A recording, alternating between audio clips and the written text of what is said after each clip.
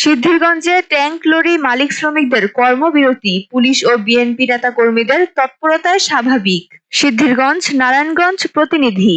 নারায়ণগঞ্জ মহানগর শ্রমিক দলের সভাপতি ও সিদ্ধিরগঞ্জ থানা বিএনপির সহসভাপতি এস.এম. আসলামের মুক্তির দাবিতে রোববার সকাল ৬টা থেকে সিদ্ধিরগঞ্জের মেঘনা পেট্রোলিয়াম লিমিটেড এর জ্বালানি তেল লোড আনলোড এবং সরবরাহ বন্ধ রেখে কর্মবিরতি পালন করেছে ট্যাংক লরি মালিক শ্রমিকরা।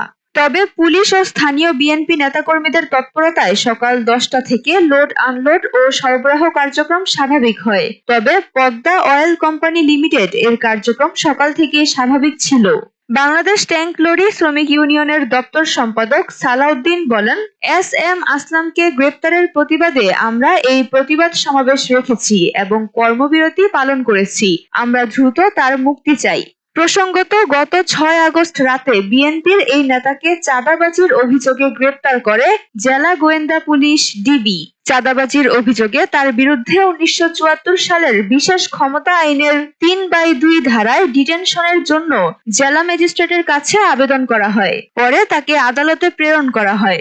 এদিকে জেলা বিএনপির সদস্য অকিল উদ্দিন ভূঁইয়া ও ওয়ার্ড বিএনপির সাধারণ সম্পাদক মনির হোসেন জ্বালানি তেল লোড আনলোড এবং সরবরাহ স্বাভাবিক রাখতে সকাল থেকে পুলিশের সহযোগিতায় স্থানীয় নেতাকর্মীদের সাথে নিয়ে তৎপর হতে দেখা গেছে। তারা বলেন, জ্বালানি তেল রাষ্ট্রীয় সম্পদ। একটি মহল বর্তমান সরকারকে বিতর্কিত করতে নানাভাবে ষড়যন্ত্রে লিপ্ত হচ্ছে। আমরা তা হতে দেব না। নির্বাচনের আগ পর্যন্ত সর্বক্ষেত্রে আমরা এই সরকারকে সহযোগিতা করে যাব। সিদ্ধিরগঞ্জ থানার ওসি মোহাম্মদ শাহিনুর আলম জানান, ট্যাংক লরি শ্রমিক ফেডারেশন অর্ধদিবস কর্মবিরতির ডাক দিয়েছিল। কিছু সময় মেঘনা ডিপোর তেল লোড আনলোড বন্ধ ছিল। পরে স্থানীয় নেতাকর্মীদের তৎপরতায় জ্বালানি তেল লোড আনলোড এবং সরবরাহ স্বাভাবিক হয়। আপনারা সবাই জানেন যে আমাদের বর্তমান যে